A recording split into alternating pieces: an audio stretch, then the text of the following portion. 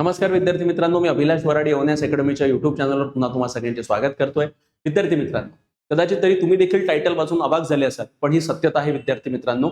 मागच्या 8 वर्षात महाराष्ट्रामध्ये तब्बल 7 परीक्षा ज्या आहेत त्यांचे पेपर लीक झालेत विद्यार्थी मित्रांनो. आणि जर अशीच ही प्रोसेस पुढे चालत राहिली तर पेपर लीकच्या घटना अजून वाढू शकतात आणि त्यामुळे विद्यार्थ्यांचं जे उज्ज्वल भविष्य आहे त्या अंधारात जाऊ शकतं. याचं कारण असं आहे विद्यार्थी मित्रांनो की मागील काही वर्षापासून, आता इथे मी तुम्हाला परीक्षेची नावं देखील सांगणार आहे, कारण ही बातमी लोकसत्तामध्ये आजच पेपरमध्ये आली आहे. यामध्ये विशेष करून जर आपण बघितलं तर 2018 पासून 2026 पर्यंत तब्बल 7 पेपर फुटीच्या घटना घडल्या आहेत आणि यामध्ये मुख्यत्वे जे टीईटीचे पेपर आहेत ते जास्त करून तिथे फुटलेले आहेत. आता नेमका प्रश्न हा उपस्थित राहतो की याचा परिणाम कोणावर होतो. ठीक आहे, म्हणजे वाईट परिणाम कोणावर होतो तर स्वाभाविक आहे विद्यार्थ्यावर होणार आहे, विद्यार्थ्याच्या फॅमिलीवर होणार आहे. ठीक आहे, आणि तुम्हाला माहिती आहे की स्पर्धा परीक्षेचा अभ्यास करणारे जास्त करून जे विद्यार्थी असतात ते गोरगरीब असतात, शेतकऱ्याचे पोर असतात. आणि अशा पोरांना जेव्हा कळतं की आम्ही रात्रंदिवस मेहनत करून वडिलांचे जे पैसे आहेत त्याचा आम्ही वापर करून जेव्हा आपण अभ्यास करतो आणि जेव्हा नंतर आपल्याला कळतं परीक्षा दिल्यानंतर की हा पेपर फुटलाय आणि परत मला आता परीक्षा द्यावी लागणार आहे, तर तेव्हा किती मोठा मनस्ताप त्या विद्यार्थ्याच्या मनावर होतो हे तुम्ही विचार करू शकता. त्यामध्ये जेणेकरून विद्यार्थ्यावर 3 प्रकारे प्रभाव होतो. एक तर आर्थिक प्रभाव होतो. ठीक आहे, पैसे जास्त लागतात. शैक्षणिक प्रभाव देखील त्याच्यावर पडतो याचा, आणि मानसिक प्रभाव म्हणजे विपरीत मानसिक प्रभाव देखील होतो. कारण काय तर मेंटली तो डिस्टर्ब होऊन जातो. जसं आपण उदाहरणार्थ बघितलं की नीट परीक्षेची पेपर जेव्हा लीक झाला, जेव्हा रिनीट झाली, तेव्हा देखील बहुतांश विद्यार्थ्यांनी, जे टॉपर्स आहेत त्यांनी देखील मान्य केलंय की आमच्यावर मेंटली त्याचा परिणाम झाला होता, मानसिकरित्या देखील परिणाम झाला होता. म्हणजे पेपर लीकची घटना ही फक्त तेवढ्या पुरता मर्यादित राहत नाही. जे होतकरू विद्यार्थी आहे, जे वर्षानुवर्ष या परीक्षांचा अभ्यास करतात, त्यांच्यावर या पेपर लीकच्या घटनांचा विपरीत परिणाम होतो विद्यार्थी मित्रांनो. हे आपल्याला याआधी देखील आपण वारंवार तिथं आपण स्पष्ट केलंय. आणि मला दररोज 2-3 कॉल असे येतात विद्यार्थ्यांचे की त्यांचा एकच प्रश्न असतो की सर मला एमपीएससीची तयारी करायची आहे, मला अमुक परीक्षेची तयारी करायची आहे, पण सर ही प्रक्रिया जी आहे ही प्रक्रिया पूर्ण पारदर्शक होते का, इफ सेटिंग लागते. म्हणजे अशा प्रकारचे प्रश्न जेव्हा शिक्षकांना विचारला जातात तेव्हा आम्हाला एक प्रश्न निर्माण होतो की अशा प्रकारचे प्रश्न विद्यार्थ्यांच्या मनात येण्याचं कारण काय.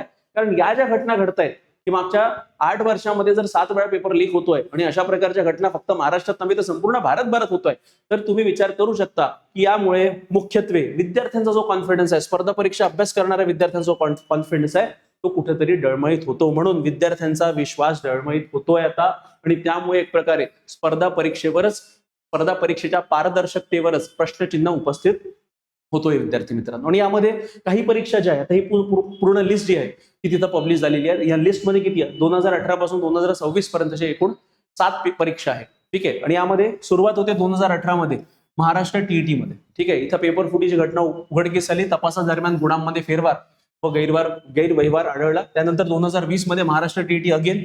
ठीक आहे, त्यामध्ये सुद्धा ओएमआर व सॉफ्टवेअर मध्ये फेरफार करून गुण वाढविल्याचा आरोप, आणि विविध जे अधिकारी आहे, जे दलाल आहे, त्यानंतर जे विद्यार्थी आहे ज्यांनी पेपर विकत घ्यायसाठी पैसे दिले, असे सगळे त्याच्यात अडकले. त्यानंतर 2021 तर पेपर लीकच वर्ष आपण म्हणू शकतो, कारण तब्बल 3 पेपर लीक एकट्या 2021 मध्ये झाले. कोणते 3 पेपर तर हे बघा, यामध्ये आरोग्य विभाग गट क, आरोग्य विभाग गट ड आणि माढा भरती, या 3 परीक्षाचे पेपर 2021 मध्ये लीक झाले. आणि त्यानंतर 2026 म्हणजे आता महाराष्ट्र टीईटीचा परीक्षेचा पेपर परत एकदा लीक झाला. पेपर उद्या होणार होता, आदल्या दिवशीच कळलं की पेपर लीक झालाय, म्हणून पेपर रद्द करण्यात आला आणि एसआयटीची स्थापना करण्यात आली. त्यानंतर 2026 मध्येच ठीक आहे अजून एक आरोप झालेला आहे, तो म्हणजे एमपीएससीचं औषध निरीक्षक परीक्षेचा जो पेपर आहे हा देखील लीक झाला आहे. ठीक आहे, अशा प्रकारची बातमी तिथं आता न्यूज मध्ये आहे. त्यावर देखील आयोगानं काय केलेलं आहे, कारवाई केलेली आहे. आणि त्या संदर्भात त्यांनी अद्याप जे आहे म्हणजे कमिटीचं काही निष्कर्ष आलेले नाहीये, इन्व्हेस्टिगेशन चालू आहे.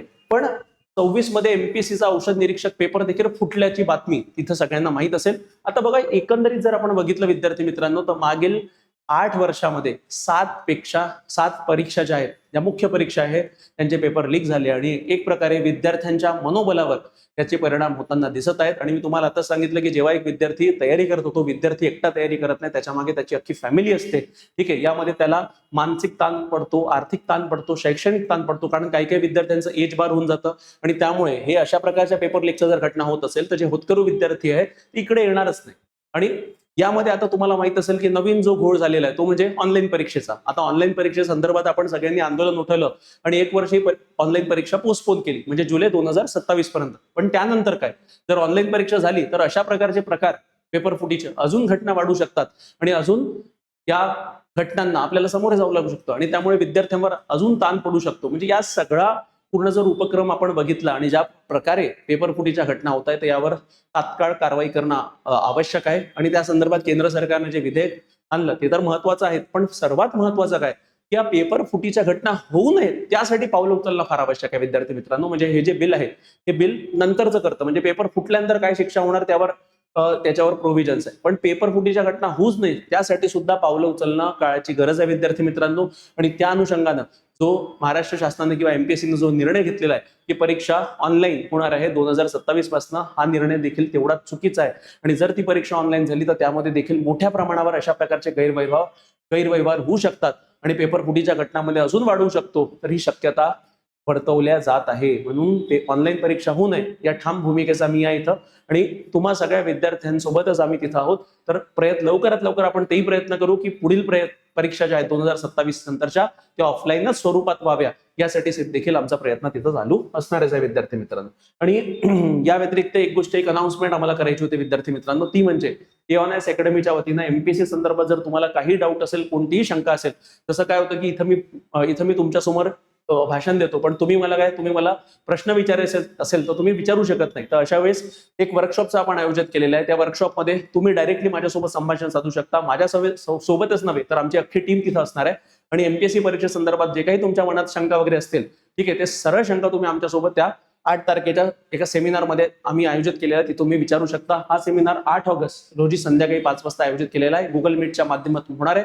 यासाठी आम्ही एक व्हॉट्सअप ग्रुप बनवलेला आहे. तो ग्रुप जर तुम्हाला जॉईन करायचा असेल तर हा व्हिडिओ पॉज करा, हा QR कोड स्कॅन करा, किंवा डिस्क्रिप्शन मध्ये टार्गेट एमपीएससी वर्कशॉप नावाचा एक चॅनल आहे, त्याची लिंक दिलेली आहे, तिथून देखील तुम्ही लिंक जॉईन करू शकता.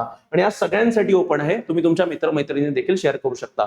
तर विद्यार्थी मित्रांनो, अशा प्रकारचे जे अपडेट्स आहे परीक्षेसंदर्भात जर तुम्हाला हवे असतील तर आमचं टेलिग्राम चॅनल अवश्य जॉईन करा. हा व्हिडिओ पॉज करा आणि या QR कोड स्कॅन करा, किंवा डिस्क्रिप्शन लिंक मध्ये टेलिग्राम चॅनलची लिंक दिलेली आहे.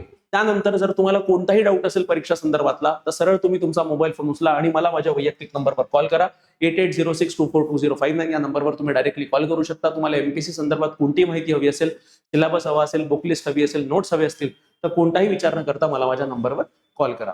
तर विद्यार्थी मित्रांनो, या व्हिडिओमध्ये इतकंच. तुम्हाला जर व्हिडिओ आवडला असेल तर व्हिडिओ लाईक करा, शेअर करा आणि चॅनलला सबस्क्राईब करायला विसरू नका. धन्यवाद.